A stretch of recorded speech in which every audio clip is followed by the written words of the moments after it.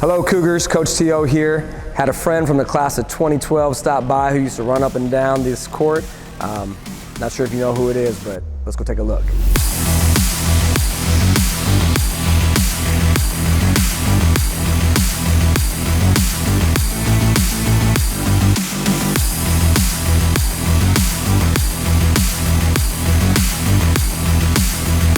All right, man. DT, Dylan Travis, Omaha Gross, Team USA. That, by the way, is never going to get old saying around here. Team USA. What did that feel like when you realized that was going to be a thing, that you were going to be an Olympian? Yeah, crazy. I think a dream come true, and never thought it would be possible to play in the Olympics with basketball with Team USA, because you think of 5-on-5. And then, Tokyo, it gets introduced as a 3x3. It was in Tokyo and then in Paris here. And it's just crazy. The journey to get to that point was, still doesn't feel real to this day, honestly. So, yeah, huge blessing. Absolutely. Well, we have to get in that journey. But before we get there, I want to take it way back. South O boy, right? Yeah. South O boy in Paris representing Team USA. A lot of people don't understand what that means, but that first game, I went to the watch party, and the Cougar alumni were there deep, but it wasn't just Cougars, man. It wasn't just Cougars. There's a lot of South O people showing up and showing love. If you have to explain that to somebody, what a South O boy is, or how do you characterize South Omaha and your roots? Yeah, I think it's something you grow up with, and you hear of, the SOB, and I think number one, it's work ethic. That's something that's been instilled into me since being young. I think it's very hardworking people. I think very loyal people. You have your brother's back. Take your shirt off your back for someone else. So people that look out for others. And then I think diversity is big too. Like all walks of life. People with money, without money, with a little bit of money. So I think that's South Omaha, and I love that. That's how I was raised. So no doubt. So South Omaha, you make your way into Gross Catholic High School. In what ways do you feel like your experience here at Gross helped you become who and how you are today? What are some of those things you took away? Yeah, it shaped me a ton being here those 4 years. First off, you're around a lot of good people, a lot of people with, strong faith, good values, and, as I'm growing up, that was, instilled into me. So that's something I take with me the rest of my life. And, the Dux Esto, be a leader, that's something that when you're in high school you don't fully get, but when you hear it every day and you're around, good people that Gross has, like that ends up shaping you to be a good person. So that's from 2012 to where I'm at now, like that's definitely been a part of my life for sure. Absolutely, yeah. Man. Dux Esto, so when you hear it now, like you said, these kids hear it every day. It's up on the walls all over the place. But you hear it as a 17-year-old versus when you hear that now, what's that mean to you? What's that do? Yeah, well, I think without even knowing, playing basketball, football, baseball, and being one of the better athletes, like you become a leader, right? You lead by example, vocal leader. And, so that's part of Dux Esto there. And then in the classroom, you're pushed to do well, by your teachers, by administration, by your peers. So I don't think I realized it back then, but that's definitely, it was present now looking back, 10, 12 years later. So, and that's something that's stayed with me everywhere I've gone, especially with athletics, being a leader, especially leading by example. So. Right on, for sure. Yeah. Gross has a way of staying with people, like, forever. There's so many examples that I know of people who are still, whether it's 5 years out, 10 years out, 25 years out, they're still tight with a lot of the people.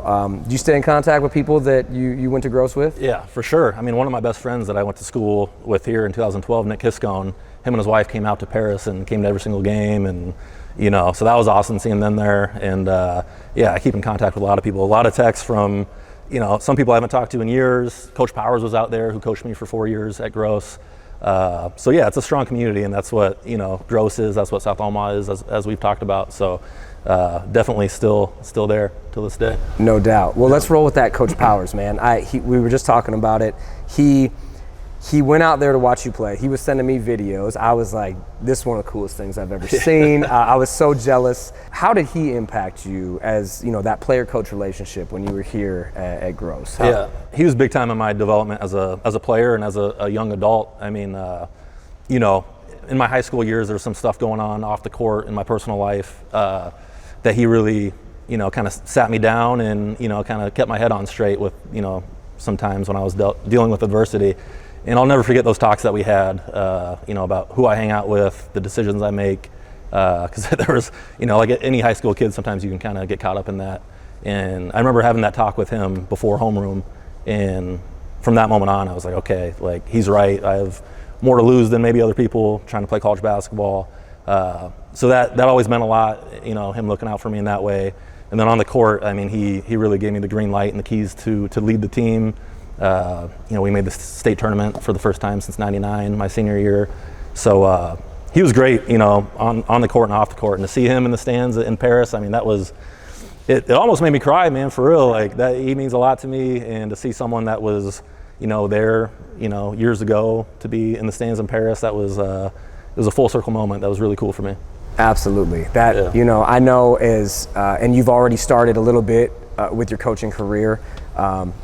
Obviously took a break to chase his dream, which is amazing. We're so proud. But I know when he watches this, like that's gonna just drill him. You know what I'm saying? Because the idea, you start out because you love the game and you're competitive, and then when all of a sudden it turns into like these lifelong relationships and how you're gonna impact people, like that's the true secret sauce of it. So for you to, with the platform that you got to recognize that and to show him that love and respect, I can't wait to talk to him after he watches this, to be honest with you. He's gonna be super stoked. That was amazing. So your path to the Olympics it's unusual. It's an unusual, it's one way of putting it. Very. It's unusual, right? Certainly ups and downs, high school standout, a couple different stops along the way.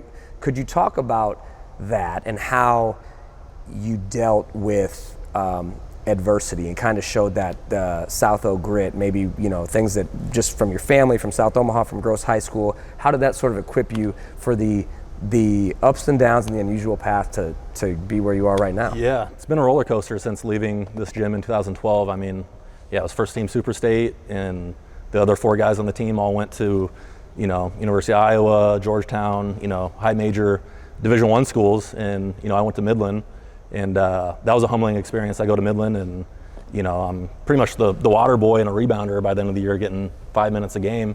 So that was a humbling experience, and, being what I thought was one of the best players in the state, and then you're not even playing at an NAIA school a year later. So I was definitely questioning myself and my worth and my talent. And then obviously going the JUCO route was you kind of got to bet on yourself, and that really worked out for me. And the JUCO life, if people watch like Last Chance U, there's some stuff going on, and you can get caught up, if you don't have your head on straight. And so that was a unique experience, but that really helped me and helped me mature on the court for sure, playing under Coach Pilcher. And then that, led to Florida Southern and played overseas. And people don't know, like my second year overseas, I got cut from a team my second year in Germany. Hurt my hamstring and, hit a game-winning shot the night before. I go into the coach's office the next day and they have a plane ticket for me, so that's like what? I just hit a game-winning shot last night. What are you talking about? And I'll never forget that moment and that drive to the airport in Germany and flying home. I'm like, will I get another job? Is this the end of basketball? And, thankfully, because of the connections I made actually at my JUCO, I was able to go to Australia and play 2 awesome years down there. So yeah, a lot of ups and downs. And then COVID happens, I retire from basketball, start teaching at Westside, and had no plans of going back to it because all I knew was 5-on-5. And then, through a buddy of mine that was playing 3x3 and a manager, a sponsor in Omaha, I got into 3x3 on the weekends. And then year by year, it just kind of got bigger, and you're traveling the world, and USA came calling. And some people don't know, like, before I got called for the USA team, 2 of my own teammates were representing USA.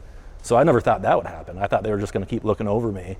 So I kind of gave up on that dream too. I'm like, okay, I'll just keep playing in, pro tournaments, and USA will never happen for me because they're taking my own teammates, and they were deserving, but I was like, they're just not seeing what I can do. So to get that first call to play for Team USA was pretty cool for me because I never thought it would happen. And then I, been blessed to wear that across my chest 4 or 5 times now in national team events. Yeah, so it's been a crazy journey, being the small college guy, going JUCO, getting cut, and then, playing all around the world ever since. So it's been wild. Yeah, what speaks to me about what you're saying, one, when you talk about the JUCO life and there's some wild things going on and it triggers, you've had a mentor, you've had Coach Powers pull you to a side and say, hey, you have a lot to lose here. This is the mindset and the approach that you got to take that probably no doubt helped as some sort of a compass to navigate through the uncertainty of the JUCO system. But then, the ups and downs of traveling the world, right? Mm-hmm. I've been lucky to do some traveling, and maybe talk about that a little bit. I mean, basketball is awesome, but what's it like to all of a sudden be in a place in these environments where people don't necessarily look like you, eat like you, pray like you, speak like you, and what does that do for, like your real world education, your outlook on life and who you are, who you want to be? Yeah, I think it's different. With 3x3, like you're literally playing in Mongolia for a week, then you fly down to the Philippines the next weekend, and then you're in Europe, then you're in the Middle East. So you're dealing with all types of, different types of cultures, religions, people. So it does make you more worldly and kind of gives you a different perspective on life as far as respecting other people's religions, their values, and their culture as far as, following rules, a little bit of everything. But that, it takes you back to South Omaha too. Like I said, the diversity in South Omaha is something you grow up with, and the things you learn at Gross with, your values and in your faith is something that you still take with you all around the world. Like no matter where you're at, what I've learned, like I could be in China and we don't speak the same language or the same religion, but being a good person is a universal language, and you can kind of get around anywhere in life doing that. So no matter where you're at. I love that. Yeah. Okay, so now let's bring it to Paris. What was the bet? I bet it was unbelievably positive, but what was the best part of your Olympic experience? Yeah, that's like if you could bottle up just one thing of that amazing 2 weeks. Yeah, I think one of my best memories is seeing my buddy Nick, who I grew up with, grade school and here at Gross, seeing him and his wife up in the stands, and then seeing my mom and my aunt, and my cousin up in the stands. That was my mom's first time in Europe, so that was really cool and really special. So I'll never forget that. Those will be lifelong memories. And then, the opening ceremony was amazing. Coming in on the boat, on the river, the rain almost made it better and more memorable. I was like 4 people away from Coco Gauff and LeBron, in the front of the boat. So prime real estate. Oh, yeah. And it was just, I'll never forget like looking to my left and right, and European apartments and those doors that open like this, and people are like waving their flag out, and people are on top of buildings and over the bridges and stuff. It's just, it was unbelievable, and then to have every type of athlete there from all these different sports, that was probably one of the coolest parts of my Olympic experience, for sure. Can't imagine. What was a frustrating part of it, or what was something that you had to overcome that maybe you didn't foresee? Yeah, a couple things, and they kind of go hand in hand. Jimmer Fredette, our best player, got hurt the very first game, so we had to play the whole tournament with 3 guys, and that's tough to do at the Olympic level. And we were able to get a couple wins, but we didn't move on to the knockout round. And going into it, we were by far one of the best teams there. I thought worst case we'd get a bronze. So it was frustrating not medaling in the way it happened, with Jimmer getting hurt. And then what went with that, what I didn't notice, and people were always like, yo, stay off your phone. It can get kind of hectic, with messages and comments, and just, I think that was the first time I realized like how crazy the internet is, and like the death threats and the messages saying I should have stayed retired, and you suck, this and that, ESPN coming out and blasting us, Ice Cube blasting us, Draymond Green blasting us, so that was, I had to get away from that, and but what that opened the door to was meditation. Yeah, my trainer put me onto some meditation, and I've never done that before, just because I was kind of starting to feel the pressure a little bit, being we were 0-2 at that point, and USA is expected to win. I think that was the first time in my life where I felt a ton of pressure and anxiety when it came to basketball, because of all that stuff on the internet, and everyone's got, a solution to what's going on, right? But no one actually knows when you're in the fire. So that's something I'll take with me the rest of my life is meditation and positive affirmations. So that's something I've never really done before, and so it led me to that at least. So yeah. That's amazing, and it probably gives you an appreciation for these people who are always in the spotlight. Like, sure. Those professional athletes that are constantly being critiqued every day over every little thing. People literally making a living off, or even just amateur people feeling like it's that they're entitled for sure. Yeah, everyone to thinks attack they have somebody. A voice. Yeah, so and it's so accessible now with social media. So no doubt. Yeah, that's crazy. I got a glimpse to that. For the first time in your life, you become aware of this. You're under a microscope, and people that nobody knows about, and then people like Ice Cube are coming out and they're criticizing you, right? One, for me, it's like, okay, now that shows you really made it. If somebody I don't care what they're talking about. It's, if Ice Cube is talking about you, period, you've done something.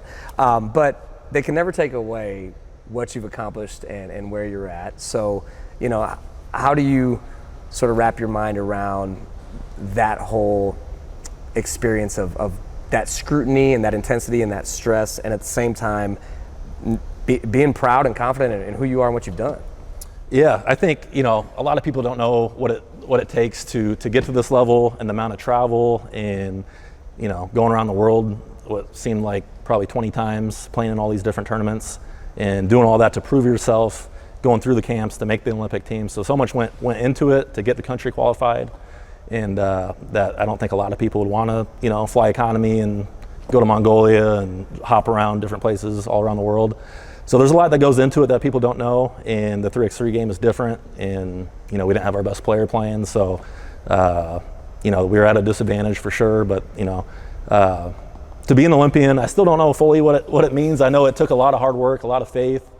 I know I'm part of 1% of the world, maybe even less than that. I mean, so I know it's a huge blessing, and still doesn't feel real. I don't know what it means yet. I'm still trying to get over coming off Paris and all that, but I just know it's got to be a dream come true, right? Like, I was in this gym not too long ago, and I never in my wildest dreams would have thought I'd be an Olympian, and it's happened, so one thing I do know is God is good, and he's been making plays for me up there, and I don't know how it happened, but it did. I'm just thankful. Amen to that. Yeah. It's kind of like when earlier you were talking about the Duke Sesto motto, what it meant to you at 17 compared to what it means to you now.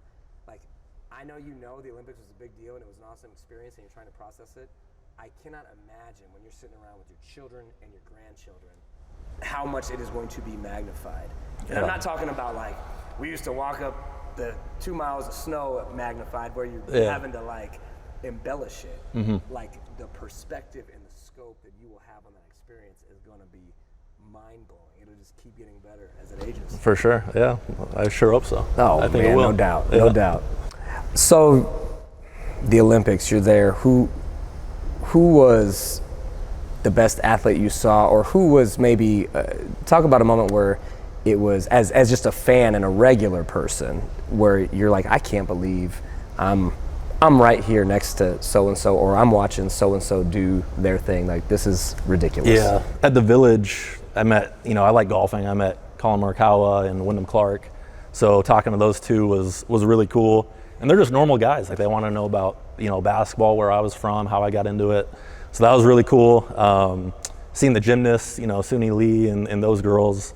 Didn't get to talk to them, but seeing them walk in and just being in the same room as them was really, really awesome too. And then obviously we stayed in the same hotel as all the 5-on-5 guys. So, talking to Steph Curry, at breakfast or lunch. I'm a big Timberwolves fan, so I was in the gelato line with Anthony Edwards talking about which ice creams we like. So that was really cool.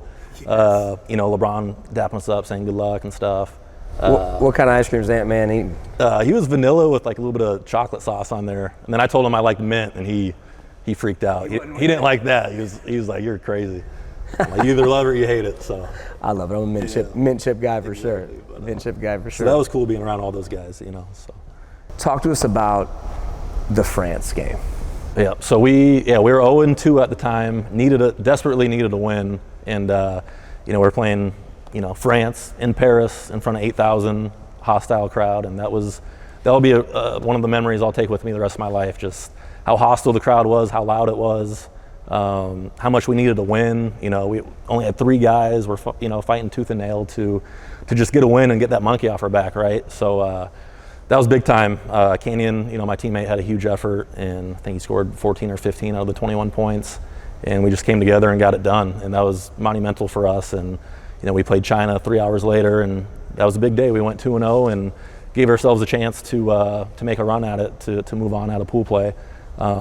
So it was just wild. That was a fun experience and fun to get a couple wins that day. So answer this, because so many will never know and have this experience, but I'm thinking, like, when you tell that story, I'm thinking of like classic Reggie Miller, right? Like Reggie Miller said he would rather like silence the opponent's crowd versus celebrate at home. And when you were here, you were rocking a gym, you had legendary battles like South Sioux City. What's better, to win at home in front of all these people who love you and support you and feel the whole energy of the gym, or to just crush everybody that is there rooting against you? Yeah. What if you had to choose? Would you rather? What's better? It's always being on the road. And, talking about the South Sioux City battles, we played South Sioux on their senior night. Mike Gazelle, had all the publicity around him. Was the starting point guard at Iowa for 4 years, and I hit a last-second shot to beat South Sioux at South Sioux in front of on senior night. On senior night. So that that was awesome. And then fast forward to the Olympics in Paris, we were down 16-12 late in the game, and I got the ball on the wing, and I hit this crazy step through off balance 3, and at that point the crowd was feeling good, and it was just dead silent. And I'll never forget that moment. That was a big shot, and hearing the crowd go from as loud as it can be to dead silent, and like that type of stuff, like that was awesome. So I'll always say being on the road is better. Yeah. So you're a villain. Yeah. You're probably getting a sense, I'm sure, when you got home and you looked at all your messages of all the people, how proud everybody was for you. Obviously, I know you as a competitor. You're disappointed in the result, but realizing just how uplifting. I mean, you come here to do this for us at Gross High School, and before we even get started, the dance team's coming in here just to take a picture with you, right? Yeah. How's it make you feel knowing that how you uplifted a whole community, and will no doubt continue to do so, but uplifted a whole community, and how proud everybody is of what you've done? Yeah, it's awesome. It still feels kind of surreal, but that's Omaha, and that's South Omaha. Always supportive, and it's been like that before I was an Olympian. When I was playing college and overseas, like there's always been that love from people. So, but to see at this level, like playing at the Olympics, and hearing that there was watch parties at this bar or watch parties over here, and all the texts and stuff I got on social media from everybody, a lot of people in Omaha, it was really special, because Omaha means a lot to me. It's a city that raised me, and I feel like I play with that South Omaha grit when I play basketball. First one to be on the floor, take a charge, do all those little things, and I think people appreciate that. So it meant the world to me to see all the love and support back home. Because how long did it take to get through all your messages? I'm still responding back. It's been a lot, but it's no doubt huge blessing for sure. Well, I'm telling you, man, and here at Gross, we'll continue to shine a light on you as an example to the young people who we have the responsibility of helping develop. But man, the way you carry yourself, it's simultaneously confident and humble. You carry yourself and play with grit and class, and it's just literally, man, you're a walking, talking example of what we are aspiring to be here, man, and just so much love and appreciation for you doing that. So with that being said, if you could say something to current and future Gross athletes that are aspiring to greatness, whatever, and wherever that is, what would you tell them? Yeah, I think find your passion, number one, and then work relentlessly at it. I knew at 8th grade that basketball is my love and something I wanted to do at the collegiate level, and I knew in 8th grade I wanted to play professionally somewhere. I knew there was overseas leagues, so I think find a passion, whether that's sports, if it's drama, if it's music, if it's being a doctor, whatever it is, if it's education. And I think that matters in life, to have a passion and do something you love. And I've been fortunate that, since going here in high school, I've known that, and I've been surrounded by good people. I think that's important too. Surround yourself with good people, because I've seen more talented people than me, be around, some riffraff, and then you don't make it because you are who you surround yourself with. And I'll say this too. You never know. I think with my story, we were talking about the ups and downs and getting cut and COVID and, going from 5-on-5 to 3-on-3, like a whole new career change, teaching, quitting teaching and going to full-time basketball. Right. You just never know what's around the corner, And I think the only way I was able to accomplish those things is, 1, my faith, and 2, being around good people, and 3, just like a relentless work ethic, like always working at it, even when, times did not look good, and there was like some thoughts in my head, like, should I be done? Should I quit? But I didn't, and you just never know what's around the corner, through that next door, like, keeping faith. I feel like God just was like pulling strings for me, and I learned so many life lessons through each stop, each adversity that I went through. I learned something, so that's something too. Like, you don't got to quit just because there's some adversity. Like, you never know what could happen if you keep pushing. No, I love that. Yeah. And I feel like you got your compass, right? Mm-hmm. And then the different experiences and environments you get put in, the successes, the failures, that's just a new filter for you to kind of drive through with who you are and what you're about. And then the outcome, it's a lot of times it's like, you probably didn't grow up, 3-on-3 basketball wasn't even an Olympic thing, right? Yeah. But yet here you are, and that wasn't necessarily the plan or the goal, but being who you are and what you're about and sticking to your core self through all of those ups and downs, it brought you here. Yeah. So what's next? Where are you headed now? What's the plan? So the season is still going on for 3x3. So we'll play all the way till November. I go back to Europe in like a week, play a couple tournaments in Budapest and in Germany. So I'll keep playing on tour and hopefully keep doing well, make some money, and we'll see. Season ends in November, and then I got to decide if I want to keep playing or not. As of right now, I think I will. I'm still young enough, LA could still be in the cards. I'll be 34, 35 when LA comes around, and some of my teammates were that age in Paris, so they need that veteran to stick around, I think. So we'll see, just taking it day by day, and I still love it, still have a passion to get up every day and work out and stay in shape. So I think as long as I have that, that's most important, and then we'll see what happens. Like you just said, never thought that Paris would be in the cards for me, so who knows what can happen in 4 years and where life will take me, if it's basketball or some other awesome job, or just keep doing you every day. Yeah, just keep doing you every day, and we'll see what happens. Exactly. So. Well, man, so I don't know if you've caught the OG Hoops alumni online stuff, but we got this. I get the emails. Okay, we got this alumni challenge, man. So we're hooking you up with the shirt, and what you got to do is you got to call out an OG Hoops alumni to come, and then they got to get the shirt, and they just got like a game of telephone. You know what I'm saying? We got to keep people going. So who are you going to call out as an OG Hoops alumni to come be a part of the challenge? Man, I am going to shout out. Can I do 2 and see if one? All right. Oh, yeah. So my first couple years, 2 great mentors to me. My point guard, Tony Nelson. Okay. I don't know, has he been shouted out yet? Nope. Okay, him and my big man, Jared Warner. All right. So one of those 2 need to come and keep it going. Tony Nelson, Jared Warner. Yep. Okay. Yes, sir. That is awesome, Sweet. man.